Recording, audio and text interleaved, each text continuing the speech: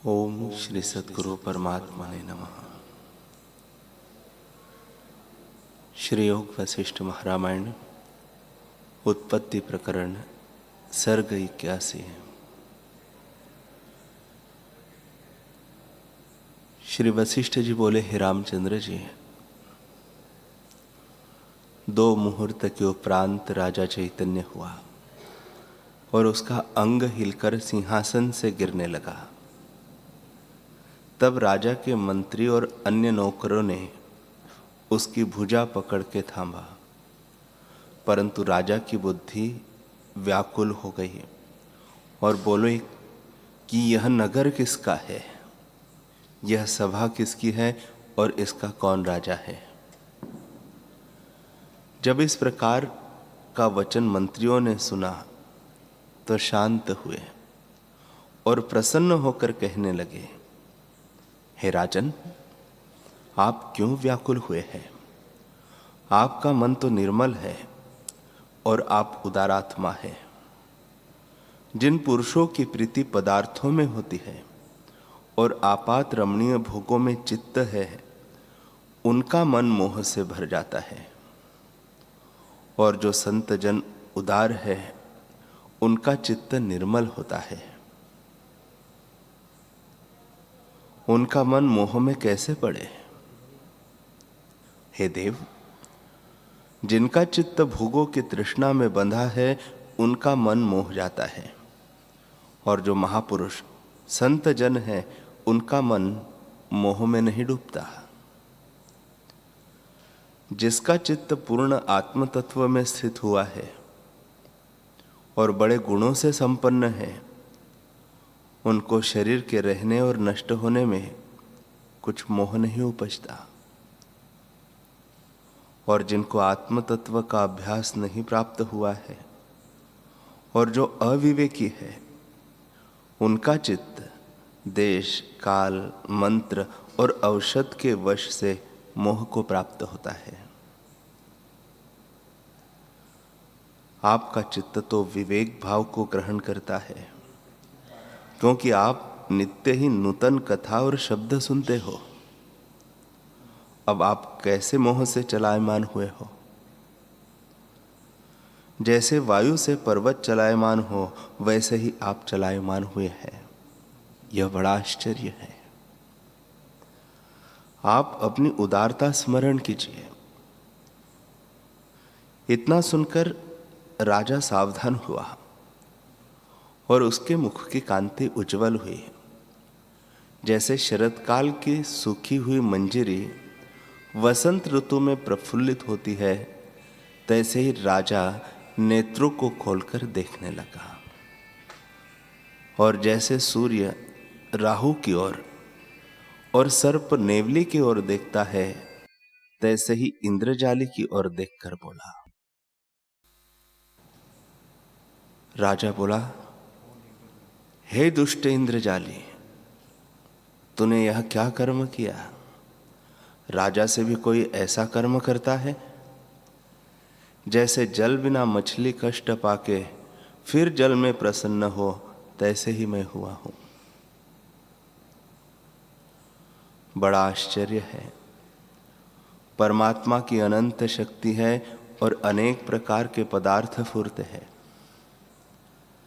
मैंने 2 मुहूर्त में क्या ही भ्रम देखा। मेरा मन सदा ज्ञान के अभ्यास में था, सो तो मोह गया, तो प्रकृत जीवों का क्या कहना है। मैंने बड़ा आश्चर्य भ्रम देखा है। यह इंद्रजाली मानो संबर दैत्य है कि उसने 2 मुहूर्त में मुझको अनेक देश, काल और पदार्थ दिखाए हैं। जैसे ब्रह्मा एक मुहूर्त में नाना प्रकार के पदार्थ रच लेवे, वैसे ही एक मुहूर्त में इसने मुझको अनेक भ्रम दिखाए हैं। मैं सब तुम्हारे आगे कहता हूं, मानो सारी सृष्टि इसके पिटारे में है। राजा बोला, हे साधो, मैं इस पृथ्वी का राजा हूं और सब पृथ्वी में मेरी आज्ञा चलती है, और मैं इंद्र की नाई सिंहासन पर बैठता हूँ। जैसे स्वर्ग में इंद्र के आगे देवता होते हैं, तैसे ही मेरे आगे भृत्य और मंत्री हैं। उदारता से मैं संपन्न हूँ, पर मैंने बड़ा भ्रम देखा है। हे साधो, जब इस इंद्रजाली ने पिटारे से मोर की पूंछ निकालकर घुमाई, तो वह मुझको सूर्य की किरणों की नाई भासी, और जैसे बड़ा मेघ गरज के शांत हो जाता है और पीछे इंद्रधनुष दिखता है, तैसे ही वह विचित्र रूप पूंछ मुझको दिखी। फिर एक दूत घोड़ा लेकर आया, उस पर मैं आरूढ़ हुआ, और वह चित्त ही से मुझको दूर से दूर ले चला। जैसे भोगों की वासना से मूर्ख घर ही बैठे दूर से दूर भटकते फिरते हैं, तैसे ही मुझको वह घोड़ा दूर से दूर ले गया। फिर वह मुझे एक भयानक निर्जन देश में ले गया, जो प्रलय काल के जले हुए स्थानों के समान था। मानो दूसरा आकाश था और 7 समुद्र थे, और उनके समान एक 8वां समुद्र था। चारों दिशा के जो 4 समुद्र वर्णन किए हैं, उनके समान वह मानो 5वां समुद्र था। निदान वह मुझे महाभयानक स्थानों और देशों को लांघकर एक महावन में ले आया। जैसे ज्ञानी का चित्त आकाशवत होता है, और जैसे अज्ञानी का चित्त कठोर और शून्य होता है, वैसे ही स्थान में मुझे ले गया, जहाँ घास, वृक्ष, जीव, मनुष्य कोई भी दृष्टि न आता था। वहां मैं महाकष्ट और दीनता को प्राप्त हुआ। जैसे धन और बांधवों से और देश और बल से रहित पुरुष कष्ट पाता है, वैसे ही मैं कष्टवान हुआ। तब दिन का अंत हो गया, और वहां उजाड़ में कष्ट से मैंने रात बिताई, और पृथ्वी पर सोया, परंतु निद्रा मुझे न आई, और दुख से कल्प समान रात्रि हो गई। जब सूर्य उदय हुआ, तब मैं वहां से चला और आगे गया तो पक्षियों का शब्द सुना और वृक्ष देखे, परंतु खाने पीने को कुछ न पाया। इन वृक्षों को देख के मैं प्रसन्न हुआ, जैसे मृत्यु से छूटा पुरुष रोग से भी प्रसन्न हो, और एक जामुन के वृक्ष के नीचे मैं बैठ गया। जैसे मार्कंडेय ऋषि ने प्रलय के समुद्र में भ्रम कर वट का आश्रय लिया था। तब वह घोड़ा मुझको छोड़ के चला गया, और सूर्य अस्त हुआ तो मैंने वहां रात्रि बिताई, परंतु न कुछ भोजन किया और न जलपान किया और न स्नान ही किया। इससे मैं महादीन हुआ। जैसे कोई बिका मनुष्य दीन हो जाता है, और जैसे अंधकूप में गिरा मनुष्य कष्टवान होता है, तैसे ही मैं कष्टवान हुआ, और कल्पक के समान मेरी रात्रि बीती। जब वहां अन्न पानी कुछ दृष्टि न आया, तब मैं आगे गया जहां पक्षी शब्द करते थे। उस समय आधा पहर दिन रह गया था। तब एक कन्या मुझे दिखाई दी, जो अपने हाथ में मृतिका की एक मटकी में पके हुए चावल और जांबू के रस का भरा हुआ पात्र लिए जाती थी।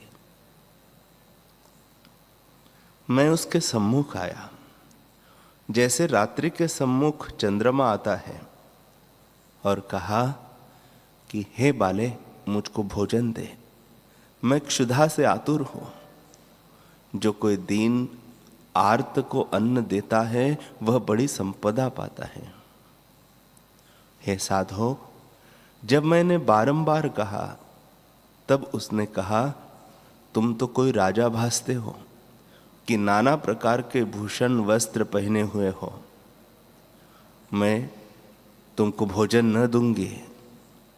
ऐसे कह के वह आगे चली और मैं भी उसके पीछे पीछे छाया जावे तैसे चला। मैं कहता था कि हे बाले, मुझे भोजन दे कि मेरी क्षुधा शांत हो। और वह कहती, हे राजन, हम नीच लोग हैं, अपने प्रयोजन बिना किसी को भोजन नहीं देते। जो तुम मेरे भर्ता हो तो मैं तुमको यह अन्न जो अपने पिता के निमित्त ले चली हूं दे दूं।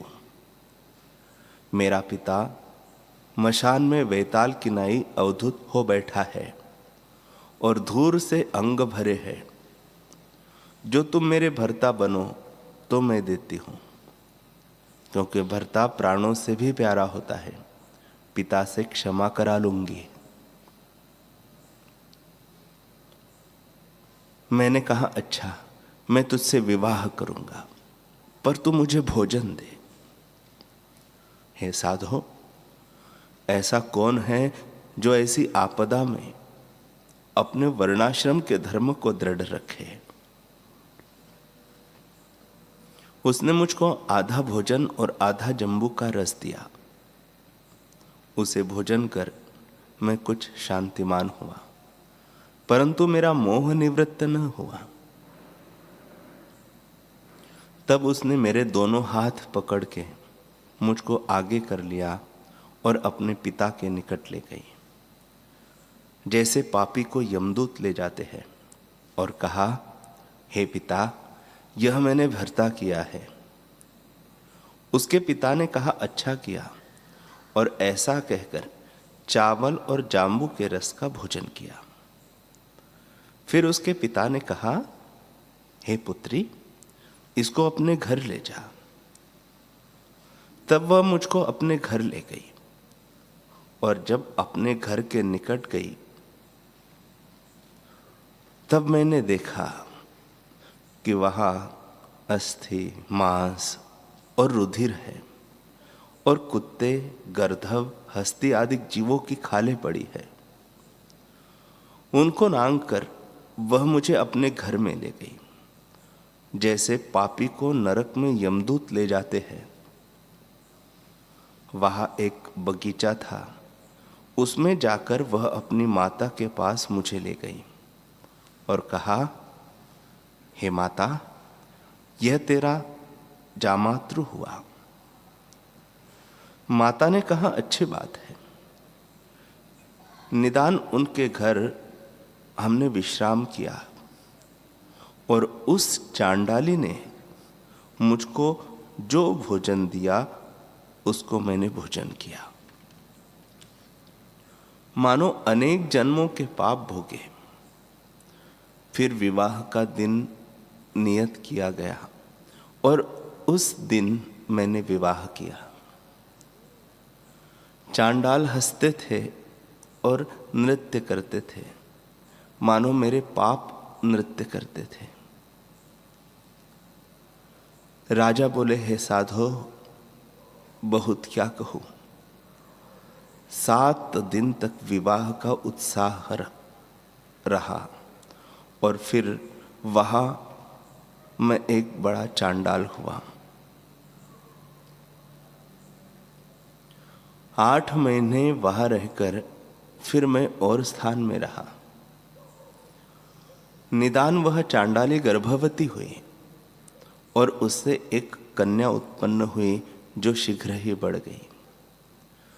3 वर्ष पीछे एक बालक उत्पन्न हुआ, और फिर एक पुत्र और एक कन्या और भी उत्पन्न हुई।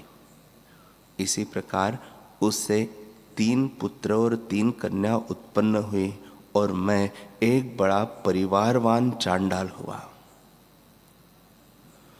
उस चांडाली सहित मैं चिरकाल पर्यंत चांडालों में विचरता रहा, और जैसे जाल में पक्षी बंध जाता है तैसे मैं उनमें बंधनवान हुआ। हे साधो, उनमें मैंने बड़े कष्ट पाए। प्रथम जिस शीर में रेशम का वस्त्र भी चुभता था उस पर मैं भार उठाऊं, नीचे नंगे चरण जले और शीर पर सूर्य तपे। रात्रि को मैं कांटों पर सोऊं, कोई वस्त्र न मिले और जीव जंतुओं के लोहू से भरे हुए और गिले पुराने कपड़े सिरहाने रखूं। कुक्कुट, हस्ती आदि अशुचि पदार्थों को भोजन करूं और उनके रुधिर का पान करूं। ऐसी मेरी चेष्टा हो गई कि जाल से पक्षी मारूं, वंशी से मच्छ कच्छ आदि पकड़ूं, अनेक प्रकार के क्रूर नीच कर्म करूं और जैसी कैसी वस्तु मिले उसे भोजन करूं। निदान ऐसी अवस्था हो गई कि अस्थि मांस के निमित्त हम आपस में और शीत काल में शीत से, उष्ण काल में उष्णता से कष्टवान हूं। इससे मेरा शरीर बहुत कृश हो गया और अवस्था भी वृद्ध हो गई। मशानों में हमारा बहुत काल व्यतीत हुआ और मांस और रक्तपान करते रहे। जो हस्ती आदि पशु आवे उनको हम मारे, जैसे चंडिका ने दैत्यों को मारा था और उनकी आंतड़े और चमड़े तले बिछा के सोवे और सिरहाने रखे। ऐसे ही चिरकाल पर्यंत हम चेष्टा करते रहे और बंधुओं में बहुत स्नेह बढ़ गया। पर वर्षा काल की नदी की नाई हमारी तृष्णा बढ़ती जाती थी। जिन मृत्तिका के पात्रों में चांडाल भोजन कर जाते थे उन्हीं बासनों में हम भी भोजन करते थे। कालवशात वर्षा बंद हो गई और अकाल पड़ा। सूर्य ऐसे तपने लगे मानो 12 सूर्य इकट्ठे तपते हैं, और दावाग्नि वन में लगी। वन के जीव अन्न जल के निमित्त कष्ट पाने लगे और अपना देश छोड़ के देशांतर को जाने लगे। निदान महा उपद्रव हुआ। समय बिना ही मानो प्रलय आया है। तब क्षुधा और तृषा से कितने ही जीव मृतक हो गए, कितने गिर पड़े और हमको भी बहुत कष्ट हुआ। तब हम तीनों पुत्रों, तीनों कन्याओं और स्त्री सहित वहां से निकले और जहां अन्न जल सुने वही जावे, फिर यह भी हाथ न आवे। तब हम बहुत शोकवान हुए और नीरस, शरीर नीरस सा हो गया। निदान सब ऐसे कष्टवान हुए कि पुत्र पिता को न संभाले और पिता पुत्र को न संभाले। बांधवों का स्नेह आपस में छूट गया। सब अपने अपने वास्ते दौड़ने लगे।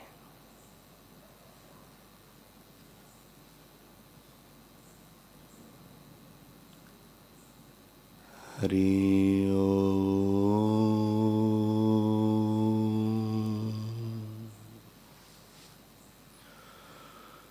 हरि ओम।